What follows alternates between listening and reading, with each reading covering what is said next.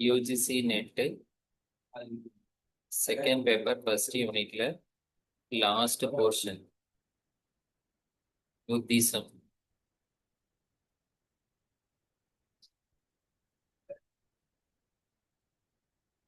கௌதம புத்தா. இந்த கௌதம புத்தா அப்படிங்கிற சித்தார்த்த நேபாளில் இருந்தவர். ஸோ இவரோட பிலாசபி வந்து புத்திசத்தை வந்து ரம்யமா சொல்லி கொடுத்துருப்பாங்க இல்லையா. இந்த ஒரு புத்திசத்தை வச்சு மற்ற எல்லா பிலாசபியும் உங்களால ஈஸியாக அண்டர்ஸ்டாண்ட் பண்ணிக்க முடியும். Life is full of misery. வாழ்க்கை என்பது துன்பமயமானது. சர்வம் துக்கம் விவேக்கினகா. வாழ்க்கை வந்து துன்பமயமானது. அதுக்கான காசு என்ன? Desire is the cause of misery. So காசு வந்து என்ன காரணம் அப்படின்னு பார்த்தோன்னா நமக்கு டிசைர் தான், ஆசை தான் துன்பத்துக்கு காரணம். ஆனா அந்த டிசையர் ஏன் வருது அப்படின்னா அதுக்கு காரணம் பாலி லாங்குவேஜ்ல அவித்யா அப்படின்னு சொல்லுவாங்க. அவித்யான்னா அவித்யா சான்ஸ்கிரிட்ல, நம்ம தமிழ்ல அறியாமை, இங்கிலீஷ்ல இக்னோரன்ஸ். இப்போ அதுதான் பேஸ் காரணம். இப்போ இது என்ன பண்ண முடியும்? சாரோஸ் அண்ட் சஃபரிங், இந்த துக்கத்தை எப்படி ரிமூவ் பண்றது? யார் ஒருவன் தன்னுடைய ஆசையை வந்து ரிமூவ் பண்றானோ அவங்களால இந்த துக்கத்துல இருந்து விடுபட முடியும். இந்த ஆசை விடுபடுறது அப்படிங்கிறது வந்து இங்க நான் தமிழ்ல வந்து ஆசைன்னு போடுறது ஆக்சுவலி ஆசை கிடையாது, அட்டாச்மெண்ட் அப்படின்னு பேரு. இந்த அட்டாச்மெண்ட்டை தான் நம்ம டிட்டாச்மெண்ட்டை கொண்டு வர்றதுக்கு தான் பதஞ்சலி யோக சூத்திரால அபியாச வைராகியம்னு படிப்போம். ராகா அப்படின்னா அட்டாச்மெண்ட், வைராகியம் டிட்டாச்மெண்ட். அபியாச வைராகியாபியாம் anyone complete the sutra. அபியாச வைராகியாபியாம் தன்னிரோதக. தன்னிரோதக. So you achieve the nirodha state. அதான் இங்க கொடுத்துருக்காங்க, தன்னிரோதக, நிரோதா. Then desire can be overcome by the eightfold path. எப்படி அந்த நிரோதா ஸ்டேட் அச்சீவ் பண்றது? பை எயிட் ஃபோல்டு பாத் அப்படிங்கிறது அஷ்டாங்க மார்க்கா அப்படின்னு பேரு. புத்திசத்துல இருக்கிற அஷ்டாங்க மார்க்கா கொஞ்சம் டிஃப்ரெண்ட். பதஞ்சலி யோகத்துல இருக்கிறது அஷ்டாங்க யோகான்றது. பதஞ்சலி யோக சூத்திராலே இது ஏதாவது சேம் இப்படியே தான் படிக்க போறோம். சதுர்வியூகவாதம் ஏயம் ஹேத்து ஆன உபாயம் அப்படின்னு படிப்போம். அதேதான் இப்ப நீங்க அஷ்டாங்க மார்க்கத்து மூலமா உங்களுடைய ராகாவை நீ அந்த டிட்டாச்மெண்ட் பண்ணிட்டீங்க, டிட்டாச்மெண்ட்டுக்கு வந்துட்டீங்கன்னா உங்களுக்கு டிசைர் போக்கமாயிடும். போயிடுச்சுன்னா துக்கா போயிடும், அவ்வளவுதான். ஸோ இதுதான் ஒரு டோட்டல் ஆரிய சத்யா அப்படின்னு பேரு. நோபல் ட்ரூத், பேர் உண்மைகள். இது உங்களுக்கு கிளியரா புரிஞ்சிருந்தா போதும், எல்லா கிளாஸ்லயும் புரிஞ்சுக்கலாம். அந்த எயிட் ஃபோல்டு பார்த்து இந்த எயிட் ஃபோல்டு பார்த்தது மூணு பிரிச்சிருப்பாங்க. சீலம், சமாதி, பன்னியம். சீலத்துக்குள்ளார எதெல்லாம் வருது? சீலம்ங்கிறது எத்திக்ஸ், அதுக்குள்ளார என்னெல்லாம் வருது? பன்னியக்குள்ள என்ன வருது? சமாதியில் என்ன வருது? அப்படிங்கிறத எடுத்து பிரிச்சு இதெல்லாம் நீங்க டேப்லெட் காலம் சொல்லி கொடுத்துட்டாங்களா? எல்லாம் கிளியரா நீட்டா சொல்லி கொடுத்துருப்பாங்க, அதெல்லாம் படிச்சுக்கோங்க. த்ரீ கைண்ட் ஆஃப் ஜுவல்ஸ்: புத்தம் சரணம் கச்சாமி, தம்மம் சரணம் கச்சாமி, சங்கம் கரணம் கச்சாமி.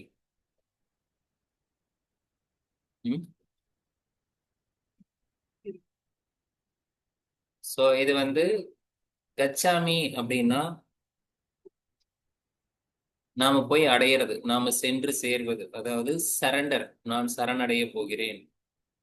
புத்தம் சரணம் கச்சாமி அப்படின்னா புத்தத்திடம் நான் சரணடைய போகிறேன் அப்படின்னு என்ன அர்த்தம்? புத்த மதத்துல போய் சேர்ந்துக்கணுமா? புத்தம் என்பது என்ன? புத்தர் அப்படின்னு சொன்னா மனிதன் அல்ல, நமக்குள்ளார இருக்கக்கூடிய ஞானத்துக்கு, தன்னை செல்ஃப் ரியலைஸ்டு பர்சனுக்கு புத்தா அப்படின்னு பேரு பாலி லாங்குவேஜ்ல. முக்தி, முக்தின்னு சொல்லலாமாய்யா? என்னங்கய்யா? முக்தின்னு சொல்லலாமா? புத்தி இல்ல, முக்தி, முக்தி. முக்தி. முக்தி இல்ல,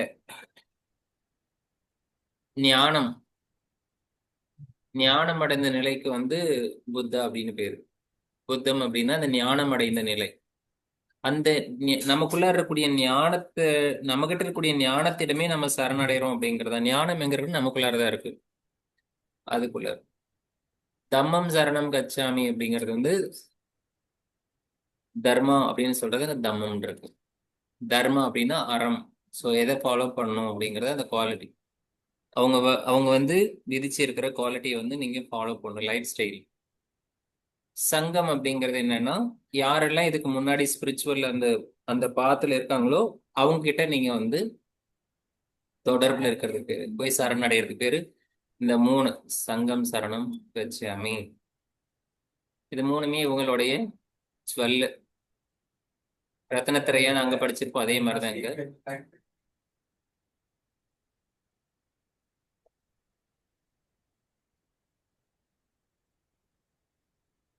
இதை கொண்டு வந்து அந்த சீலம் சமாதி பன்னியம் அப்படிங்கிறத கொண்டு வந்து சேர்த்துனாலும் இங்க வரும் பாருங்க. பன்னியம் அப்படிங்கிறது வந்து பிரக்யான் இருக்கும். பிரக்யானாலும் பன்னியானாலும் ஞானம்னாலும் ஒண்ணுதான். சீலம் அப்படிங்கிறது இது என்ன, பிரக்ஞா ஞானம் அப்படிங்கிறது புத்தம். சீல அப்படின்னா வேற ஒண்ணும் இல்ல, உங்களுடைய அந்த ஒழுக்கம், டூஸ் அண்ட் டோன்ஸ். சீலம் ஒழுக்கம்ங்கிறதா தம்மம், தர்மம். சமாதி அப்படிங்கிறத சங்கம். இந்த மூணோட அது பொருந்தும். சீல சமாதி பண்ணி வந்து கங்கா யமுனா சரஸ்வதியோடையும் ஒப்பிட்டு ஒரு பாடல் உண்டு பாலியில. ஃபோர் கைண்ட் ஆஃப் மெடிடேஷன்: காயானுபாசனா, வேதனானுபாசனா, சித்தானுபாசனா, தம்மானுபாசனா. யாரெல்லாம் நீங்க விபசன மெடிடேஷன் போயிருக்கீங்க? விபசன மெடிடேஷன் பிராக்டிஸ் யாரும் பண்ணலையா? எங்க இருக்குன்னு தெரியுமா? விபசன மெடிடேஷன் எங்க நடக்குதுன்னு தெரியுமா? சென்னையில இருக்கு, மதுரை. சென்னை, மதுரையில் இல்ல, அது பேரு மதுரான்னு இருக்கும், பட் திண்டுக்கல்ல இருக்கு. திண்டுக்கல். இப்ப காஞ்சிபுரம் ஓப்பன் ஆயிருக்கு, திருவண்ணாமலையில இருக்கு. இப்போ ஒண்ணு வந்திருக்குங்க ஐயா. உலகம் ஃபுல்லா இருக்கு. இருக்கு. தம்மா மதுரா, தம்மா சேட்டு, தம்மா அருணாச்சலா, தம்மா காஞ்சி. ஐயா, சென்னையில இருக்கிறது எல்லாமே அந்த சேம் ஒரே பிரான்ச் தானே ஐயா? அது எல்லாமே அவங்களுக்கு. உலகம் பூரா எங்க போனாலும் ஒரே மாதிரி நடக்கும், ஒரே மாதிரி பெல் அடிப்பாங்க, ஒரே ஒரே மாடல் தான், எதுவுமே மாறாது. விபசனா உலகம் ஃபுல்லா ஒரே மாதிரி நடக்கும். சத்காராசே விதோ திருட பூமிகி வடிவமைக்கப்பட்டிருக்கும். யாரெல்லாம் அடுத்து வந்து விபசனை போறதுக்கு ரெடியா இருக்கீங்க? 10 days தெரியுமா? 10 days. எஸ். விபசனை போகாம உங்களால மெடிடேஷனுங்கிற வார்த்தையை புரிஞ்சுக்கவே முடியாது. விபசனை போனதான் நீங்க படிக்கிற யோகானுடைய ப்ராக்டிக்கல். அது மகரிஷி பதஞ்சலி ஃபார்முலா கொடுத்தாரு. அதே காலகட்டங்களில் அந்த ஃபார்முலா எப்படி எஸ்டாப்ளிஷ் பண்றது அப்படிங்கிறது வந்து ப்ராக்டிக்கல் கொடுத்த லெபார்டரி தான் அந்த விபசன மெடிடேஷன். காயா, அங்க போய் உட்காந்தீங்கன்னா நீங்க படிச்சது எல்லாம் அதுல வரும். காயன்னா நம்ம பாடி, அனுபஷனா, பஷனா, விபஷனா, விபஷனா விசேஷமா பாக்குறது, கண்ணு கொண்டு பாக்குறது இல்ல, நம்முடைய அறிவு கொண்டு பாக்குறது. அப்ப காயா அனுபஷனா, இந்த உடம்புல என்னென்னலாம் இருக்கு நீங்க பாக்குறது. வேதனானுபஷனா, உங்களுடைய ஃபீலிங் சென்சேஷனை கவனிக்கிறது. சித்தானுபஷனா, உங்களுடைய மைண்டை கவனிக்கிறது. தம்மானுபஷனா, ரைட்டியஸ், அந்த முக்தியை பத்தி நீங்க அந்த நிலையை அடையிறதுக்கான பாதை. இப்படி வந்து 4 மெடிடேஷன் சேர்ந்து தான் விபசனா அப்படின்னு இருக்கும்.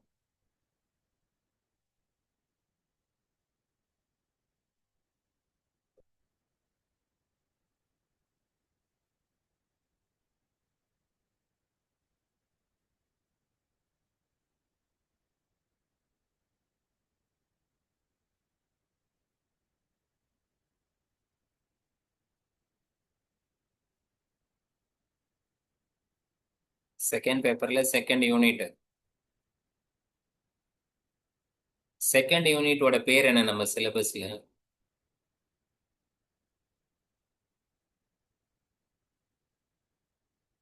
பேசிக் யோகா டெக்ஸ்ட். அதான சிலபஸ்ல பேரு? பேசிக் யோகா டெக்ஸ்ட், யூனிட் 2. அதுல ஒரு பகுதி பிரின்சிபல் உபனிஷத்து. பிரின்சிபல் உபனிஷத்து, பிரின்சிபல் உபனிஷத்து. இங்க ஒரு கம்பேரிசன் கொடுத்திருக்காங்க பாருங்க. மகாபாரதம், ராமாயணா, அதுக்கப்புறம் உங்களோட உபனிஷத்துக்கெல்லாம்.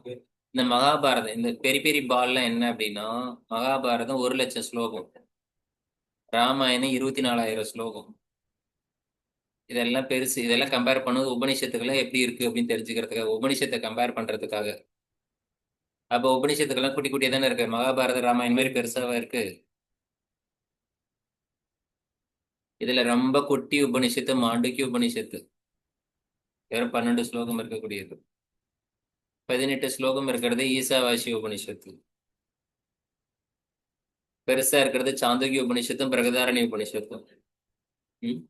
இப்படி நமக்கு வந்து ஈசாவாசிய கேன கத பிரசன்னம் முண்டக மாண்டூக்கிய ஐத்திரேய தைத்திரேய சாந்தோக்கிய பிரகதாரண்யம், அது போல வந்து கௌசிதகி ஸ்வேத அஸ்வதர மைத்திரியாயினி, இந்த மாதிரி 3 உபனிஷத்துகள் இருக்கு. டோட்டலா 13 உபனிஷத்துக்கள் வந்து முக்கிய உபனிஷத்துக்களாக கருதப்படுது. நம்ம சிலபஸ்ல 10 உபனிஷத்து மட்டும் கொடுத்துருக்காங்க. உபனிஷத்து அப்படிங்கிறது வந்து உபநிஷத்து. சரி, இந்த 10 உபனிஷத்துக்களுடைய சிலபஸ் இருக்குல்ல, எந்தெந்த உபனிஷத்துல என்னென்ன கான்செப்ட் படிக்கணும்னு நம்ம சிலபஸ் மென்ஷன் பண்ணியிருக்கோம். அது தெரிஞ்சாலே நீங்க 2 கொஸ்டின் ஆன்சர் பண்ணலாம், 2-3 கொஸ்டின் ஆன்சர் பண்ணிடலாம். எந்த உபனிஷத்துல என்ன கான்செப்ட் இருக்கு அப்படின்னு. அந்த கான்செப்ட் அதுல இல்லைனாவே அது இல்லைன்னு நமக்கு தெரிஞ்சிடும், அந்த உபனிஷத்து இல்லைன்னு தெரிஞ்சிடும். ஈசாவாசி உபனிஷத்துல கர்ம அனிஷ்டா, கர்ம நிஷ்டா அப்படின்னு இருக்கும். கான்செப்ட் ஆஃப் வித்யா அண்ட் அவித்யா, அவித்யா வித்யா கான்செப்ட்ங்கிறத சொல்லப்பட்டிருக்கு. நாலேஜ் ஆஃப் பிரம்மன், ஆத்ம பாவா. 18 வெர்ஸ் வச்சுக்கின்னு, வெறும் 18 ஸ்லோகத்தை வச்சுக்கிட்டு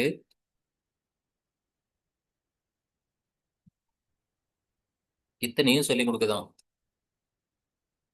கேனோபனிஷத்து செல்ஃப், ஆத்மன், ஆத்மனா என்ன, மைண்டுனா என்ன, உங்களுடைய புலன்கள்லாம் எப்படி ஒர்க் பண்ணுது அப்படிங்கிறதெல்லாம். கதோபனிஷத்துல யோகாக்கான டெஃபினிஷன், ரியலைசேஷனோட முக்கியத்துவம் என்ன.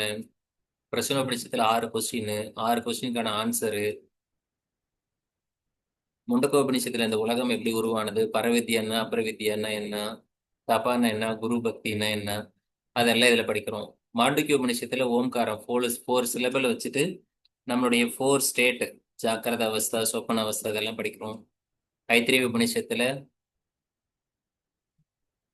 ஆத்மன், இந்த யூனிவர்ஸ், பிரம்மன், எப்படியெல்லாம் இந்த உலகம் உருவானது, அப்புறம் நமக்குள்ள ஆத்மா எப்படி இருக்கு, பிரம்மத்துக்கும் நமக்கு என்ன தொடர்பு இருக்கு. தைத்திரிய உபனிஷத்துல பஞ்சகோச கான்செப்ட், 3 வள்ளி, அனந்த மீமாம்சம் பத்தி படிக்கிறோம். சாந்தோக்கிய உபனிஷத்துல உத்கிதா வித்யா அண்ட் சாந்தில்ய மெடிடேஷன் படிக்கிறோம். பிரகதாரண்ய உபனிஷத்துல ஆத்மா, ஜீவாத்மா, பரமாத்மா அண்ட் யூனியன், இதெல்லாம் படிக்க போறோம். இது எல்லாமே ரொம்ப சட்டிலான ஒரு கான்செப்ட் எல்லாம் படிக்கக்கூடியது. நமக்குள்ளார இருக்கக்கூடிய டீப், நம்ம கூட கொஞ்சம் உள்ளார டிராவல் பண்ணக்கூடிய ஒரு டெக்ஸ்ட்.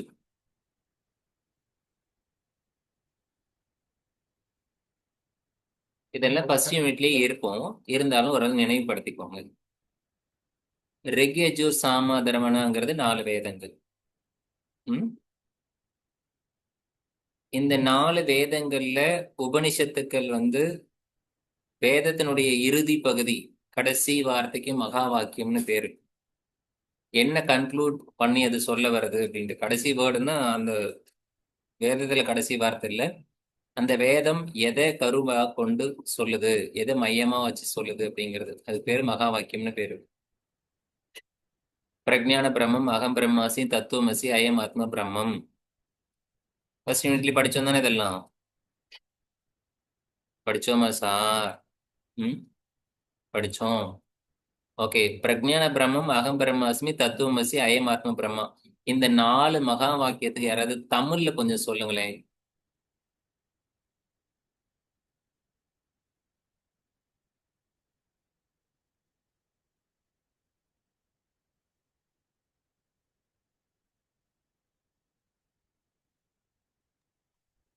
தமிழ்ல சொல்றீங்களா இல்ல ஆதித்யா கூப்பிட்டு, ஆதித் கூப்பிட்டு மலையாளத்துல சொல்ல சொல்லவா? பிரஜ்ஞான பிரம்மம், அறிவே தெய்வம், நாலேஜ். அகம் பிரம்மாஸ்மி, நானே ஆத்மா. தத்துவமசி அது நீயா இருக்கிறாய். அயம் அத்த பிரம்மம் என்னுடைய ஆத்மம். ஆத்மம் என்னுடையதுதான். என்னுடைய ஆத்மாதான் பிரம்மம்.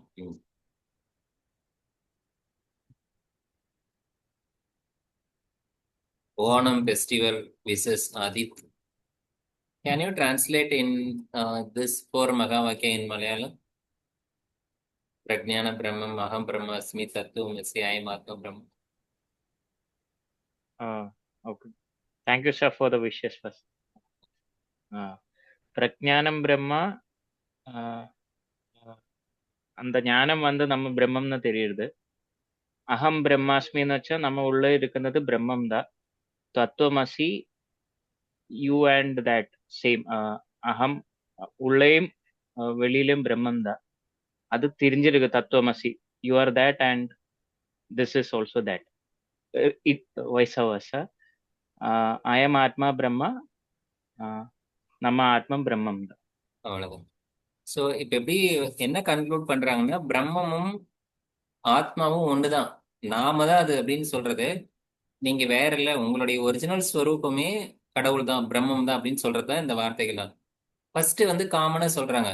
என்ன சொல்றாங்கன்னா, பிரஜான பிரம்மம், நமக்குள்ள இருக்கக்கூடிய ஞானம் தான் இறைவன் அப்படின்னு சொல்றது. அகம் பிரம்மாஸ்மி அப்படின்னா நான் எனக்கே சொல்லிக்கிறது. First person, second person, third person சொல்லுவோமா? தன்னிலை, முன்னிலை, படற்கை அப்படின்னு சொல்லுவோம்ல.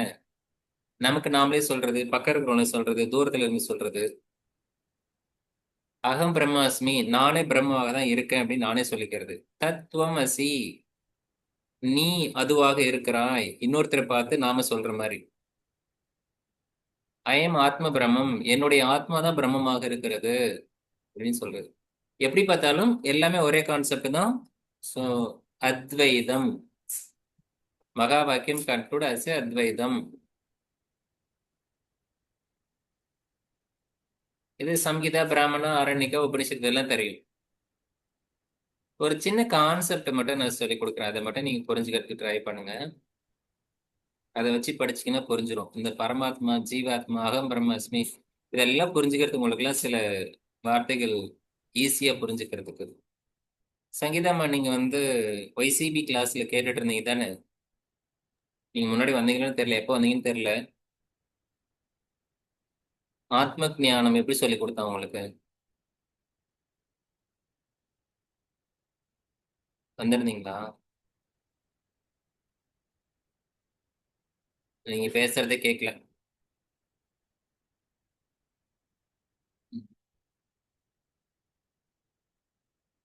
ஓகே, மறுபடியும் சொல்லி கொடுக்குறேன். யார் யாருக்கெல்லாம் வெங்காயம் தெரியும்? வெங்காயம், வெங்காயம், ஆனியன், ஆனியன், ஆனியன். ஓகே, ஆனியனை கட் பண்ண உள்ளார விதை இருக்குல்ல, சீடு. ஆனியனோட விதை என்ன கலர்ல இருக்கும்? ஆனியன்ல விதை இருக்காதுங்க ஐயா. ஆனியன் பூடுதான் விதை இருக்கு. ஆனியன்ல விதை இல்லையா? நீங்க வந்து கிச்சன் பக்கமே போறதில்ல போல. தீபாமா சொல்லுவாங்க. ஆனியனோட கலர் என்ன தீபாமா? White colour sir. ஒயிட் கலர்ல ஒரு விதை இருக்கும், அதுதான் ஆனியனோட விதை. தெரியுமா உங்களுக்கு? அதே தெரியல. கேரளால இருக்கிற ஆனியன்லாம் சீடு இருக்குமா ஆதித்? சீடு இல்லைன்னா அந்த அங்கேயும் white seed colour. White seed தான் இருக்குமா? அல்ல, ஒரு சீடு கிடையாது, ஒரு பீலு மாதிரி இருக்கும். ஒரு ஓகே ஓகே, பீல் மாதிரி இருக்கும். சங்கீதமா, உங்க வீட்டுல இருக்கிற வெங்காயத்தெல்லாம் விதை இருக்கா? சங்கீதம் வேற பேசுறது தெரியல. வாய்ஸ் கேட்கல சார். இந்த ஜீவாத்மா பரமாத்மாவோட கான்செப்டை நீங்க புரிஞ்சுக்கிட்டாதான் உங்களால இதெல்லாம் இந்த உபநிஷத்துக்குள்ள பயணிக்கவே முடியும். இவங்க சொன்னாங்கல்ல, தீபம்மா, ஆதித்யெல்லாம் சொன்னாங்கல்ல, வெங்காயத்தினுடைய நடுவுல ஒரு ஒயிட் கலர் சீடு இருக்கும் அப்படின்னு சொல்லிட்டு. ஆக்சுவலா அது சீடு இல்ல, அது ஒரு லேயர். அதான் ஃபர்ஸ்ட் லேயர். அந்த ஃபர்ஸ்ட் லேயர் தான் செகண்ட் லேயருக்கு ஆதாரம். ஃபர்ஸ்ட் லேயர் தான் செகண்ட் லேயருக்கு சப்போர்ட். அதான் பேஸ், ஆலம்பனம். புரியுது என்ன சொல்றேன்னு? ஃபர்ஸ்ட் லேயர் இல்லைன்னா செகண்ட் லேயர் வர முடியாது, அது தெரியுதா? செகண்ட் லேயருக்கு எப்படி ஃபர்ஸ்ட் லேயர் ஆதாரமா இருந்துச்சோ அதே போல தேர்ட் லேயருக்கு செகண்ட் லேயர் தான் ஆதாரம். இப்படி ஒவ்வொரு லேயர் மேலேயும் ஒவ்வொரு லேயர் அடுத்தடுத்த லேயர் வந்து கம்ப்ளீட்டா கவர் ஆகி ஒரு ஆனியன் பிக் ஆனியன் வந்திருக்கு. சரிதானே தீபமா? கான்செப்ட் கிளியரா புரிஞ்சுக்கணும். யாருக்காவது வாய்ஸ் பிரேக் ஆகுதா? கிளியரா கேக்குதா எல்லாருக்கும்? ஓகே. ஏன்னா வெங்காய கான்செப்ட் மிக முக்கியமான கான்செப்ட். வெங்காயத்தினுடைய ஃபர்ஸ்ட் லேயர் தான் எல்லா லேயருக்கும் ஆதாரம். அந்த ஃபர்ஸ்ட் லேயருக்கு உள்ளார ஒரு எம்டி ஸ்பேஸ் இருக்கு. இட் மே பி உங்க கண்ணுக்கு தெரியாம இருக்கலாம். ஆனா ஃபர்ஸ்ட் லேயர்னு ஒண்ணு இருந்தா ஒரு பீல் இருக்கு அப்படின்னு சொன்னா ஃபர்ஸ்ட் இருக்கிறதுக்கு நடுவுல அதுக்குன்னு ஒரு சென்டர் பகுதி இருக்கணும்ல. அந்த சென்டர் பகுதி ரொம்ப சின்னதா இருக்கும். ஆனா அதுதான் எம்டி ஸ்பேஸ். அந்த ஃபர்ஸ்ட் இருக்கக்கூடிய எம்டி ஸ்பேஸ் ஆதாரமா வச்சுட்டு தான் அதை பேஸ் பண்ணி தான் ஃபர்ஸ்ட் லேயரை கவர் ஆயிருக்கு. அது புரியுதா? அதுக்கப்புறம் செகண்ட் தேர்ட் எல்லாம் வந்துருச்சு. இப்ப ஆனியன் ஒரு இடத்துல இருக்கு. இந்த இடத்துல இருக்கும்போது அதனுடைய எம்டி ஸ்பேஸை இமேஜின் பண்ணிக்கோங்க. இப்ப நான் ஆனியன் அப்படியே இந்த பக்கம் நகர்த்தி இன்னொரு இடத்துக்கு கொண்டு போய் வச்சுட்டேன். இன்னொரு இடத்துல நகர்த்திட்டேன். இந்த ஆனியன் நடுவுல இருந்த எம்டி ஸ்பேஸ் இங்க இருந்து நகர்ந்து இன்னொரு இடத்துக்கு போயிருக்கும்ல, அங்க இருக்குமா இருக்காதா? இருக்கும். இப்ப இங்க இருக்கும் போது இருந்த அதே எம்டி ஸ்பேஸ் இங்க போகும்போது ஆனியனுக்குள்ளார இருக்கு. இப்ப ஆனியனுக்கு வெளியே எம்டி ஸ்பேஸ் இருக்கா இல்லையா? ஆனியனுக்கு உள்ளார எம்டி ஸ்பேஸ் இருக்கு, ஆனியனுக்கு வெளியும் எம்டி ஸ்பேஸ் இருக்கு. இந்த எம்டி ஸ்பேஸும் அந்த எம்டி ஸ்பேஸும் ஒன்னா வேறையா? ஒண்ணுதான் சார். ஒண்ணுதான். ஸோ ஆனியனுங்கிற ஒரு ஒட்டுமொத்த பிரேம் ஒர்க் இருக்கு. இது இந்த ஆனியனுக்குள்ளார இருக்கக்கூடிய எம்டி ஸ்பேஸ் ஒண்ணுதான். இப்ப ஒரு சின்ன கழுத்துல போடுற மணி எல்லாம் இருக்கும்ல, பீட்ஸ் எல்லாம் ஒரு நூல்ல கோத்திருப்போம், ஒரு த்ரெட்ல இருக்கும். ஒரு த்ரெட்ல மணி எல்லாம் கோத்து வச்சுட்டு ஒரு மணி இன்னொரு இடத்துக்கு நகர்த்துனீங்கன்னா த்ரெட் நகருமா மணி நகருமா? மணி. மணி மட்டும் நகரும். ஆனா த்ரெட் அப்படியே தான் இருக்கும். ஆனா அந்த மணி இருக்கும் போது இப்போ வந்து உதாரணத்துக்கு வந்து இப்படி வந்து ஒரு ஒரு ஒரு ஒரு ஒரு சீட் இருக்கு, ஒரு அல்லது ஒரு மணி இருக்குன்னா இந்த இடத்துல இருக்குன்னா இது வந்து இப்படி நகர்ந்து போயிட்டே இருக்கு. இப்ப நீங்க வந்து ரிங் இருக்கா, உங்க மோதிரம் இருக்கா, இது ஒரு இமேஜின் பண்ணிக்கோங்க. இது விரல் இருக்கு. இது நகர்த்தினோம்னா ரிங் மட்டும் தான் மூவ் ஆகும். இது இங்க இருக்கு. இப்ப இப்ப இந்த ரிங் வந்து எந்த இடத்துல இருக்கு? இங்க இருந்தா இதுதான் ஆதாரம். இங்க போனா இங்கதான் ஆதாரம். அந்த ரிங் எங்க இருக்கோ அங்கதான் ஆதாரம். அது போல இந்த ஆனியன் எங்க இருந்தாலும் அதனுடைய எம்டி ஸ்பேஸ் ஒவ்வொரு இடத்துல இருக்குதான் செய்யும். இந்த ஆனியனுக்கு உள்ளார இருக்கிற எம்டி ஸ்பேஸும் வெளியே இருக்கிற எம்டி ஸ்பேஸும் ஒண்ணுதான். உள்ளார இருக்கிற எம்டி ஸ்பேஸ்க்கு பேரு ஜீவாத்மான்னு பேரு, வெளியே இருக்கிறதுக்கு பேரு பரமாத்மான்னு பேரு. என்ன வித்தியாசம்? உள்ளார இருக்கிற ஜீவாத்மா பரமாத்மா ஒண்ணுதான், அந்த லேயர் தான் வித்தியாசம். இன்னொரு உதாரணம் சொல்லணுமா புரிஞ்சுக்கிறதுக்கு? சார் அப்ப அவருக்குள்ளதான் நம்ம இருக்கிறோம் இல்லையா சார்? அப்ப ஆத்மாக்குள்ளாரதான் நீங்க இருக்கிறீங்க, உங்களுக்குள்ளாரதான் ஆத்மா இருக்கு. இல்லைங்க சார், அந்த பரமாத்மாக்குள்ளதான் அந்த நான் இருக்கிறேன். ஒட்டு மொத்தமா எல்லாமே பரமாத்மாக்குள்ளதான் இருக்கு. ரெண்டும் ஒண்ணுதான் சார். பரமாத்மாங்கிறது வேற ஒண்ணு இல்ல, எம்டி ஸ்பேஸ், நத்திங்னஸ். அந்த நத்திங்ல இருந்தா எல்லா எவ்ரிதிங் வந்திருக்கு. இப்போ உதாரணத்துக்கு ஒரு ஒரு நதி இருக்குன்னு வச்சுக்கோங்க, இல்லைன்னா ஒரு குளம் இருக்குன்னு வச்சுக்கோங்க. இப்ப ஆதித் ஒரு வாட்டர் கேன்ல தண்ணி குடிக்கிறாருல்ல, அந்த வாட்டர் கேன்ல ஒரு குளத்துல இருந்து தண்ணி எடுத்துட்டாரு. ஒரு வாட்டர் கேன் ஒரு குளத்துல இருக்கிற தண்ணியை வாட்டர் கேன்ல ஃபில் பண்ணிட்டாரு. இப்ப அந்த வாட்டர் கேன்ல இருக்கிற தண்ணியும் குளத்துல இருக்கிற தண்ணியும் ஒன்னா வேறையா? ஒண்ணுதான் சார். ஒரே தண்ணி தான்.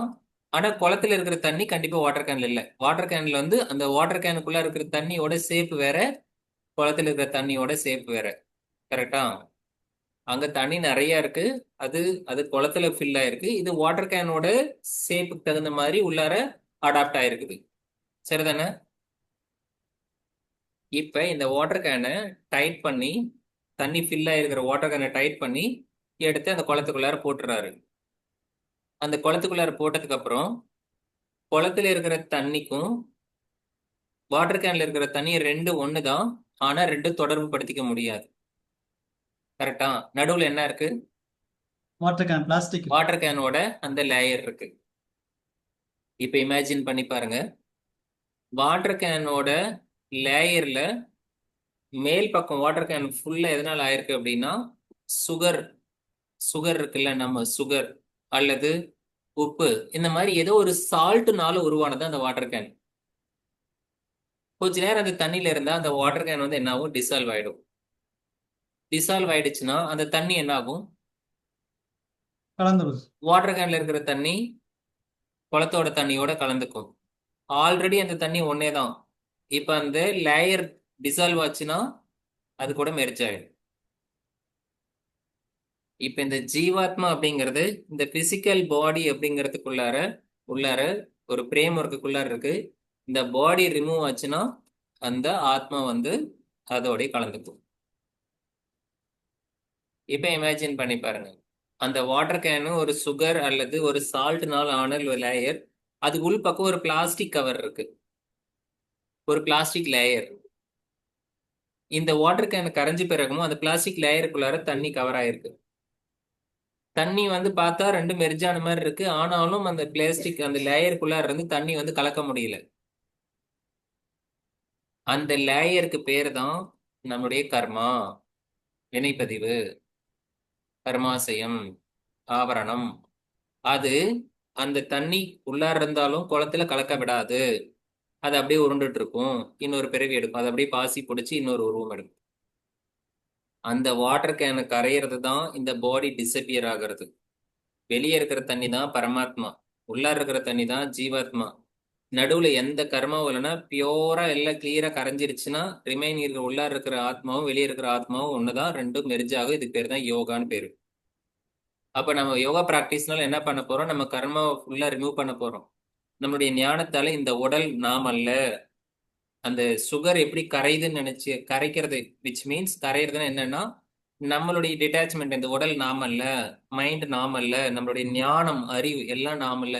எல்லாமே கம்ப்ளீட்டா டிஸப்பியர் ஆனா மீதி இருக்கிறது என்னவோ அதுதான் ஜீவாத்மா, அதுதான் பரமாத்மாவோட மெர்ஜ் ஆகும். அதுக்கு பேர் தான் முக்தி. அந்த உள்ளாரக்கூடிய அந்த ஒரிஜினல் கான்செப்டை தான் இவங்க வந்து அகம் பிரம்மாஸ்மி, பிரஜான பிரம்மம் இப்படிலாம் சொல்றாங்க. நமக்குள்ளார இறைவன் என்னவா இருக்குன்னா பியோர் அவேர்னஸ் அல்லது பியோர் கான்சியஸ்னஸ். பியோர் கான்சியஸ்னஸ், தூய அறிவாக இறைவன் நமக்குள்ளார இருக்கு. இறைவன் வேறு நாம வேறுன்னு இல்லை, ஒன்னேதான். ஆனா இந்த பாடிக்குள்ளார இருக்கும் போது நம்ம அபிப்பிராயம் மாறுது. இதை மைண்ட்ல வச்சுட்டு உள்ளார படிங்க. உபனிஷத்து அப்படிங்கிறது ஜீவாத்மா நம்ம தானே? ம்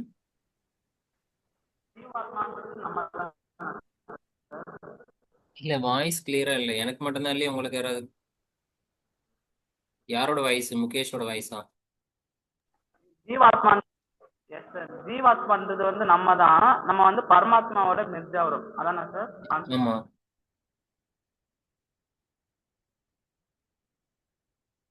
ஆமா, ஜீவாத்மா பரமாத்மாவோட மெர்ஜ் ஆகணும். ஆனா இப்ப வந்து ஒரு ஒரு மணி எப்படி நூல்ல கோத்திருக்கோம். இப்போ ஒரே விரல்ல 5 மோதிரம் போடுறீங்கன்னு வச்சுக்கோங்களேன். ஒரு ஒரு ஒரு ஃபிங்கர்ல வந்து 5 ரிங்கு போடுறீங்க. ஒரு ரிங் என்ன சொல்லும், அது ஒரு இடத்துல இருக்கும், இன்னொரு ரிங் ஒரு இடத்துல இருக்கும். அந்தந்த மோதிரத்துக்கு இருக்கக்கூடிய அந்த அந்த இடம் தான் அதுக்கு ஆதாரம். எல்லா மோதிரமும் தனித்தனியே சொல்லிக்குது, இந்த விரல் என்னோட இது, இந்த விரல் என்னோட இது அப்படின்ட்டு. ஆனா உள்ளார இருக்கிற எல்லா மோதிரத்துக்கும் விரல் ஒண்ணுதானே. ம் மோதிரம் தான் மனுஷன் நினைச்சுக்கோங்க, நாம நினைச்சுக்கோங்க. உள்ளார இருக்கிற விரல் தான் வந்து ஆத்மான்னு நினைச்சுக்கோங்க. இப்ப ஒரு ஒரு மணி இருக்கு, ஒரு செயின் கோத்திருக்கீங்க அப்படின்னா எல்லா மணிக்கும் நூலு தான் ஆதாரம். இப்ப அந்த அந்த நூலு எல்லாத்துக்கும் ஆதாரமா இருக்கு, அது வந்து ஒன்னா வேறையா? ஒண்ணுதான். ஆனா அந்தந்த மணி இருக்கிற இடத்துல அதுக்கு அது சொந்தமா தெரியுது. ஸோ அதனாலதான் சர்வ பூதேசு சர்வ பாவனா, நீங்க எல்லாமே ஒன்னா பாவிக்கிறீங்கன்னா உங்களுக்கு ஆத்ம ஞானம் வந்தாதான். அந்த மணிக்கு எப்ப மேல இருக்கிற மணி நானும் இல்ல, உள்ளார இருக்கிற கயிறு தான் நானுன்னு எப்ப அதுக்கு தெரியுதோ அப்ப எல்லாம் நாம ஒண்ணுதான் தெரியும். நமக்குள்ள இருக்கக்கூடிய ஜீவாத்மா நமக்கு புரிதல் வந்தாதான் எல்லா சர்வ ஜீவ பிராணிகளும் நாம தான் தெரியும். காக்கையும் குருவியும் என் ஜாதி அப்படின்னு சொல்ல தெரியும். இல்லைன்னா அது வரைக்கும் பாட்டு தான் பாட தெரியும். நம்ம செல்ஃபை ரியலைஸ் பண்ணாதான், செல்ஃப்னா என்ன, ஆத்மான்னு என்னான்னு ரியலைஸ் ஆனாதான் எல்லா ஜீவனுக்குள்ள இருக்கக்கூடிய செல்ஃபும் ஒண்ணுதான் அப்படின்னு தெரியும். அப்பதான் இந்த 4 மகா வாக்கியமும் புரியும்.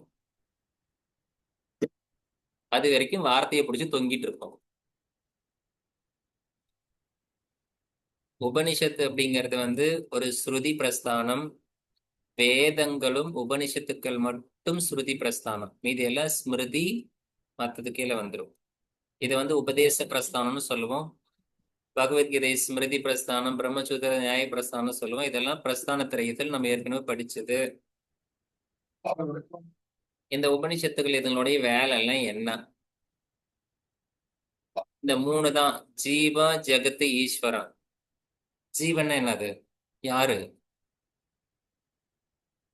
ஜீவன்னா யாரு? நாம. எப்படி அந்த ஜீவன்ங்கிறது ஆத்மாவை அடிப்படையாக கொண்டு உருவான இந்த உடம்பு. எப்படி ஃபர்ஸ்ட் லேயர் ஒரு எம்டி ஸ்பேஸை வச்சு ஒட்டுமொத்த வெங்காயம் இருக்கோ, அது மாதிரி ஆத்மாவை அடிப்படையாக கொண்டு இந்த உடம்பு உருவாயிருக்கு. அல்லது ஒரு வாட்டர் கேன்ல இருக்கிற மாதிரி நாம, அதுக்கு பேர் தான் ஜீவன் பேரு. நம்மளுக்கு தான் ஜீவான்னு பேரு. அல்லது உயிர், ஒரு உயிரினம். உங்களையும் நீங்க எக்ஸாம்பிளுக்கு எடுத்துக்கலாம், இல்ல மத்த ஏதாவது ஒன்றும் நீங்க மற்றவங்களையும் எடுத்துக்கலாம். ஜெகத் அப்படிங்கிறது இந்த உலகம், இந்த பிரபஞ்சம். நீங்க பாக்குற இந்த ஜாக்கிரத அவஸ்தால பாக்குறீங்க இதெல்லாம். ஈஸ்வரனா இதுக்கு எல்லாத்துக்கும் காரணம். இந்த யூனிவர்ஸுக்கெல்லாம் எது ஆதாரம் இருக்கோ அந்த பேஸ். இந்த ஜீவ ஜெகத்தோட ஒட்டி வாழ்ந்துட்டு இருக்கு. ஜீவனாகிய நாம இந்த உலகத்தோட வாழ்ந்துட்டு இருக்கிறோம். இந்த உலகத்தில இருந்து விடுதலை பிரிஞ்சு இந்த ஜீவன் ஈஸ்வரனோட ஐக்கியமாகணும். இந்த ஜீவன் ஜெகத்தோட தான் சேர்ந்திருக்கும். இதை பிரிச்சு கொண்டு போய் ஈஸ்வரனோட சேர்த்துறதுக்கு பேர் தான் யோகான்னு பேர். அதுதான் ஜீவ ஈஸ்வர ஐக்கியம். அதுதான் நம்மளுடைய எஃபோர்ட். மெக்கானிக்கல் இன்ஜினியர், ஒரு கார் மெக்கானிக்கல் இன்ஜினியர் என்ன சொல்லி கொடுப்பாரு? ஒரு கார் மெக்கானிக்கல் இன்ஜினியரிங் காலேஜ்ல ஒரு ப்ரொஃபசர் இருக்காரு. அவர் என்ன சொல்லி கொடுப்பாரு? கார் பத்தி சொல்லி கொடுப்பாங்க. ஒரு கார் எப்படி வடிவமைக்கலாம், எப்படி ஃபிட் பண்ணலாம், எப்படி வந்து நீங்க உருவாக்கலாம் அப்படிங்கறதெல்லாம் சொல்லி கொடுப்பாரு. ஒரு இன்ஜினியரிங் வந்து சிவில் இன்ஜினியர் கட்டடம் கட்டுறதுக்கு இதெல்லாம் படிக்கிறாரு. அவர் என்ன சொல்லி கொடுப்பாரு? கட்டடங்கள்லாம் எப்படி எல்லாம் போடலாம்னு சொல்லி கொடுப்பாங்க, எப்படி கட்டடம்லாம் கட்டுறது அப்படின்ட்டு. இப்ப யோகா ப்ரொஃபசர் நீங்க என்ன சொல்லி கொடுப்பீங்க? உங்களுடைய மெயின் தீம் என்ன?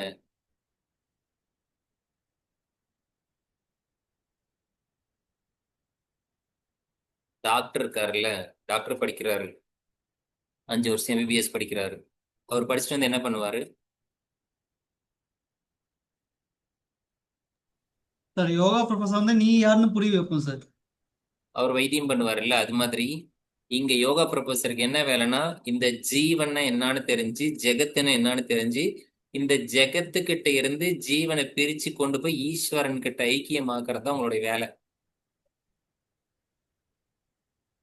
இதெல்லாம் இந்த 3 உங்களுக்கு கிளியரா தெரிஞ்சிச்சுன்னா, இது தெரியாம இருக்கிற மக்கள் எல்லாம் கூப்பிட்டு டே வாடா, உனக்கு ஜீவனை என்னன்னு நான் சொல்லி கொடுக்குறேன், உனக்கு இந்த உலகம்னா என்னன்னு சொல்லி கொடுக்குறேன், இந்த உலகம் நாம இல்லை, இந்த ஜீவனும் நாம இல்லை, இதெல்லாம் பிரிச்சு கொண்டு போயிட்டு அதுகிட்ட சேர்த்தணும். இது பேர் தான் விடுதலைன்னு பேரு.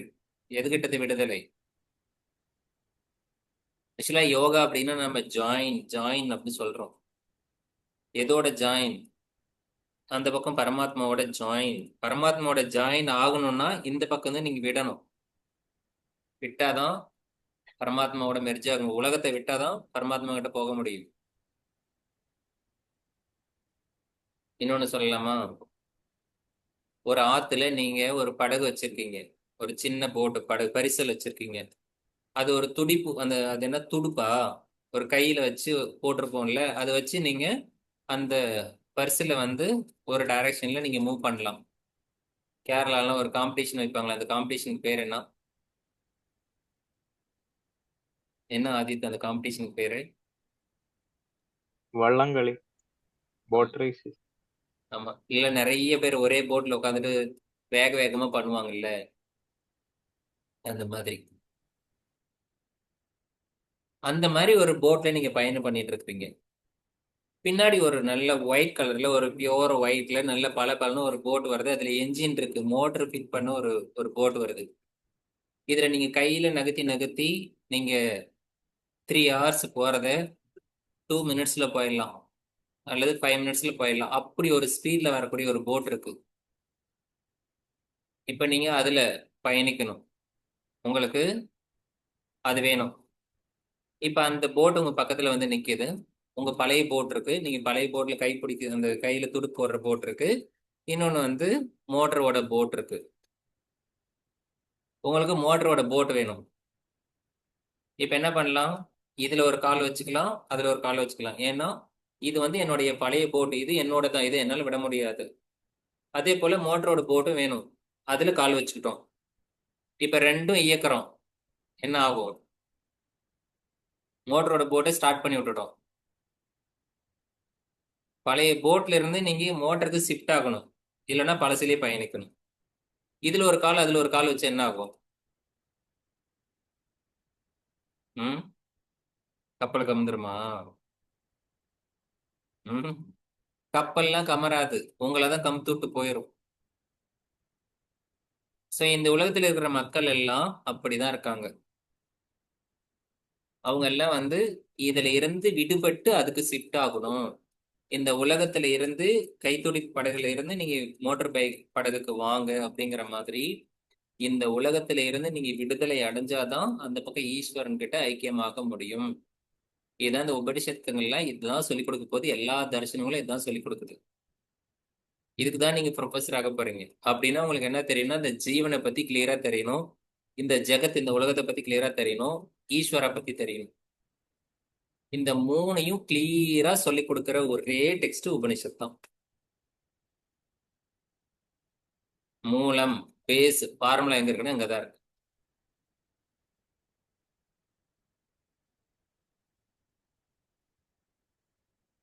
இந்த மைண்ட் மேப் கான்செப்டை வச்சு நீங்க வந்து இதுல கொஸ்டின் ஆன்சர் பண்ணலாம். இங்க மேல ஒரு டேப்லர் காலம் பாத்தீங்களா, இங்க இருக்கு எந்தெந்த உபனிஷத்துல எந்தெந்த மகா வாக்கியம் இருக்கு, எந்த மகா வாக்கியம் எந்த வேதத்துக்கு கீழே வருது. இந்த டேப்லர் காலத்தை நீங்க மனப்பாடம் பண்ணணும். இதை மனப்பாடம் பண்றதுக்கு இன்னொரு ஐடியா இருக்கு. அதான் இது. ஒரு பேப்பர்ல நீங்க 4 கோடு போடுங்க, ஒரு பிளஸ் சிம்பிள் போடுங்க. பிளஸ் சிம்பிள் போட்டு அது ஆன்டி கிளாக் வைஸ்ல ரிக் யஜுர் சாம அதர்வண வேதம் நீங்க அதை போட்டுக்கோங்க. உங்களுக்கு 4 வேதங்கள் பேரை தெரியும் இல்லையா, அதான் ஆர்டர் தெரியும்ல, ரிக் யஜுர் சாம அதர்வண வேதம். அது எப்படி ஃபில் பண்ணிருக்காங்க, ஆன்டி கிளாக் வைஸ் ஃபில் பண்ணிருக்காங்க, தெரியுதா? 4 சிம்பிளை வந்து 4 டைரக்ஷன் இருக்கு, அந்த 4 டைரக்ஷன்ல ஆன்டி கிளாக் வைஸ் இது ஃபில் பண்ணிருக்காங்க. அதுக்கப்புறம் இந்த உபனிஷத்துக்களை வரிசைப்படுத்திருக்கு. 10 உபனிஷத்து நம்ம சிலபஸ்ல எப்படி இருக்கோ அதே மாதிரி ஈசா, கேனோ, கத, பிரசன்ன, முண்டக, மாண்டூகி, ஐத்திரி, தைத்திரி, சாந்துரிக, பிரகதாரணி, இந்த 10 உபனிஷத்துக்களை நம்ம சிலபஸ்ல இருக்கிற மாதிரி வரிசைப்படுத்தியிருக்கோம். இதுல அல்பபெட்டிக்கலா எது ஃபர்ஸ்ட் இருக்கு, அல்பபெட்டிக்கலா இருக்கக்கூடிய ஃபர்ஸ்ட் லெட்டர் வரக்கூடிய உபனிஷத்து எது? ஐத்திரேய உபனிஷத்து, 7th, ரைட்? இந்த 7 கொண்டு வந்து ஃபர்ஸ்ட்ல ஃபில் பண்றோம், ரிக்வேதத்துல போட்டுக்கிறோம். அல்பபெட்டிக்கலா இருக்கிறது ஃபர்ஸ்ட், அது வந்து ஐத்திரிய உபனிஷத்து, அதை கொண்டு வந்து இங்க போட்டுக்கிறோம். இப்ப நேர ஆப்போசிட்ல ஃபில் பண்ண போறோம். இங்க ஃபர்ஸ்ட் ஃபில் பண்ணதுனால ஒரு உபனிஷத்து, ஆப்போசிட்ல போய் செகண்ட் ஃபில் பண்ண போறோம், அதனால அங்க 2 உபனிஷத்து போடணும். செகண்ட்ல ஃபில் பண்ண போறதுனால நம்பர் 2ல ஸ்டார்ட் பண்றோம். ஏற்கனவே 7 ஒன்னு போட்டிருக்கோம், 7 + 2 என்ன வரும், 9 வரும். அப்ப 2வும் 9 இங்க போட்டீங்கன்னா இது இந்த பக்கம் சாம வேதத்துல ஃபிட் ஆயிடுச்சு. மேல டாப்புக்கு மேல போலாம். அதர்வண வேதம் எத்தனாவது வேதம்? 4th வேதம். ஃபர்ஸ்ட் ரிக்வேதத்துல பிக்ஸ் பண்ணோம் ஒரு உபனிஷத்து, சாம வேதத்துல பிக்ஸ் பண்ணோம் 2 உபனிஷத்து, டாப்ல மேல போய் 3ஆவதா பிக்ஸ் பண்ண போறோம், அங்க 3 உபனிஷத்து ஃபில் பண்ண போறோம். 4வது வேதம்ங்கிறதுனால 4ல ஸ்டார்ட் பண்றோம், 4, 5, 6, அவ்வளவுதான். ஸோ இப்போ 3 வேதத்துக்கும் நீங்க ஃபிக்ஸ் பண்ணிட்டீங்க. ரிமைனிங் இருக்கிறது 1, 3, 8, 10 அது எல்லாமே யஜுர் வேதத்துக்கானது, அவ்வளவுதான். ஸோ அப்ப இந்த 1, 3, 8, 10ல ஃபர்ஸ்ட் அண்ட் லாஸ்ட் 1ம் 10ம் சுக்ல யஜுர்வேதம், 3, 8ம் கிருஷ்ண யஜுர்வேதம், அவ்வளவுதான். இப்போ உபனிஷத்துக்கெல்லாம் ஃபிட் பண்ணியாச்சு. நமக்கு மகா வாக்கியம் 4 தெரியும். பிரக்ஞான பிரம்மம், அகம் பிரம்மாஸ்மி, தத்துவமசி, அயம் ஆத்ம பிரம்மம். இப்போ இங்க ஃபில் பண்ணியிருக்கிற உபனிஷத்துக்கள்ல நம்பரை வந்து லாஸ்ட்ல இருக்கக்கூடிய உபனிஷத்தெல்லாம் ரவுண்ட் பண்ணிக்கோங்க. ரிக்வேதத்துல ஒண்ணுதான் இருக்கு, 7 ரவுண்ட் பண்ணிடலாம். எஜுர்வேதத்துல எதை ரவுண்ட் பண்ணணும்? 1 10 10. சாமவேதத்துல எதை ரவுண்ட் பண்ணணும்? 9 9. அதர்வண வேதத்துல 6 6. அவ்வளவுதான். எதெல்லாம் ரவுண்ட் பண்ணீங்களோ, எதெல்லாம் கடைசியா இருக்கோ அந்த உபனிஷத்துல தான் இந்த மகா வாக்கியம் இருக்கு. இந்த மகா வாக்கியம் ஆன்டி கிளாக் வைஸ்ல ஃபில் பண்ணிக்கோங்க. அவ்வளவுதான். பிரக்ஞான பிரம்மம், அகம் பிரம்மாசி, தத்துவமசி, அயம் ஆத்ம பிரம்மம். இப்ப சொல்லுங்க, அயம் ஆத்ம பிரம்மம் அப்படிங்கிறது எந்த உபனிஷத்துல இருக்கு? ஐத்ரேய உபனிஷத். சாரி. அயம் மாண்டூக்கிய உபனிஷத். மாண்டூக்கிய உபனிஷத்துல இருக்கு. அவ்வளவுதான். Very good. ஓகே, தத்துவமசிங்கிறது எந்த உபனிஷத்துல இருக்கு? சாண்டோக்கிய. சாந்தோக்கிய உபனிஷத்துல இருக்கு. Very good. இப்போ அயம் ஆத்ம பிரம்மங்கிறது எந்த வேதத்துல இருக்கு? அதர்வ. பிரக்ஞான பிரம்மம் எந்த வேதத்துல இருக்கு? ரிக்வேதா. ஓகே. அகம் பிரம்மாஸ்மி எந்த உபனிஷத்துல இருக்கு?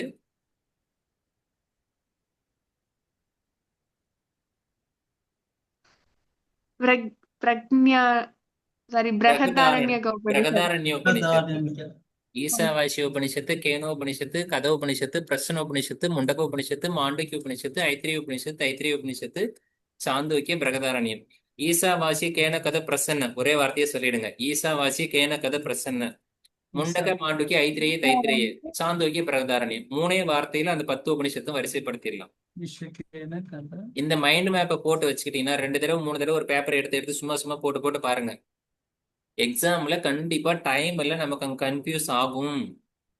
எந்த இதுல எங்க வந்துச்சுன்ட்டு இதை போட்டு வச்சிட்டீங்கன்னா கண்ணை முன்ன தெரியும். அயம் ஆத்ம பிரம்மம் 6 அப்படின்னா மாண்டூக்கிய உபனிஷத்து அப்படின்னு தெரியும். அதர்வண வேதம். ஸோ சாந்தோக்கிய உபனிஷத்து 9. கொஞ்ச நாள் பழக்கம் ஆயிடுச்சு, உங்களுக்கே தெரிஞ்சிடும். ஓகே, பிரகதாரண்ய உபனிஷத்துல தான் அகம் பிரம்மாஸ்மி இருக்கு, பிரக்ஞான பிரம்மம் ஐத்திரிய உபனிஷத்துல இருக்கு, அது ரிக்வேதத்துல இருக்கு. இப்படி எல்லா உபனிஷத்துக்களும் எல்லாம் எந்தெந்த வேதத்துல இருக்கு, அது எல்லாமே உங்களுக்கு கிளியரா புரிஞ்சிடும். ஆனா இந்த மைண்ட் மேப் போட்டீங்கன்னா உங்களுக்கு ஈஸியா இருக்கும். இந்த மேப் வந்து ஈஸியா, அதாவது ஒரு கான்செப்டை புரிஞ்சுக்கிறத விட ஒரு இமேஜை தான் நம்ம பிரெயின் வந்து சீக்கிரமா கேட்ச் பண்ணி ஒரு போட்டோ, ஒரு ஸ்னாப், ஒரு ஸ்கிரீன்ஷாட் எடுக்கிற மாதிரி எடுத்து வச்சு.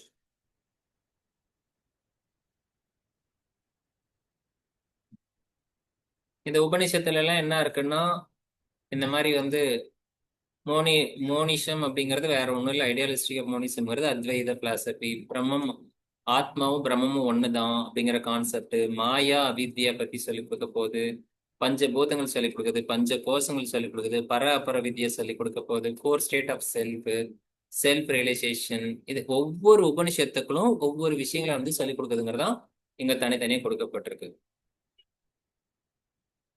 இதெல்லாம் தான் உபனிஷத்துல படிக்க போகும். ஈசா உபனிஷத்தை பத்தி ஒரு ஜென்ரலா நமக்கு ஒரு விஷயம் புரிஞ்சுக்கணும் அப்படிங்கிற இன்ட்ரடக்ஷன் பார்க்கறதுக்கே நம்ம நேரம் முடிஞ்சு போகுது. அந்த கிளாஸ் ஜாயின் பண்றது எனக்கு இருக்கிறதே 1 மணி நேரம். அது ஏன் நீங்க வந்து 1/4 மணி நேரம் கழிச்சு ஜாயின் பண்றீங்க? நாளைக்கு இருந்து நீங்க நாளைக்கு திங்கக்கிழமை இருந்து வரும்போதுல கரெக்டா வந்துடுவீங்களா? 7 மணிக்கு கரெக்டா வந்துடணும். ஏன்னா நமக்கு வந்து நேரம் தான் முக்கியம். ஏன்னா அதுக்கப்புறம் இப்ப நம்ம படிச்சுட்டே இருக்கோம், நமக்கு சரி வேற கிளாஸ் இல்லைன்னா கூட நம்ம அடுத்து இன்னொரு 10 நிமிஷம் சேர்த்து எடுக்கலாம் அப்படின்லாம். ஆனா இப்ப நம்ம படிச்சுட்டே இருக்கும்போது அடுத்து PY ஸ்டூடெண்ட் உள்ளார வந்துருவாங்க. அவங்க 8 to 9 அவங்களோட கிளாஸ். அதுவும் நமக்கு யூஸ்ஃபுல்லு தான். இருந்தாலும் நம்மளோட நம்ம சிலபஸ் கவர் பண்ணிக்கலாம். மொத்தம் 18 வருஷம் இருக்கு. இந்த 18 வருஷம் ஈசாவாசி ஒரு உபனிஷத்தும் இத்தனை வெர்சஸ் இருக்கு. யாருக்கு நடுவுல டிஸ்கஷன் நடந்தது, என்னென்ன கான்செப்ட் சொல்லி கொடுத்தாங்க, அது எத்தனை சாப்டரா பிரிஞ்சிருக்கு அப்படிங்கிற பேசிக் ஃபண்டமெண்டல்ஸ் தான் ஞாபகம் வச்சுக்கணும். எதை பத்தி எல்லாம் பேசுது, இத்தனாவது சூத்திரத்தை இதை பத்தி இவ்வளவு பேசுது, இப்படி எல்லாம் நீங்க தெரிஞ்சு வச்சுக்கணும். அப்பதான் அந்த கான்செப்ட் எல்லாம் உங்களுக்கு கொஸ்டின்ல வரும்போது ஈஸியா கிராக் பண்ண முடியும். இதெல்லாம் உங்களுக்கு சப்ஜெக்ட் புதுசுங்கிறதுனால பிளாங்கா இருக்கிற மாதிரி தான் இருக்கும். ஆனா சொல்லி கொடுக்கும் போது நீங்க படிக்கும் போது உங்களுக்கு அதெல்லாம் ஈஸியா புரியும். சரிதானா?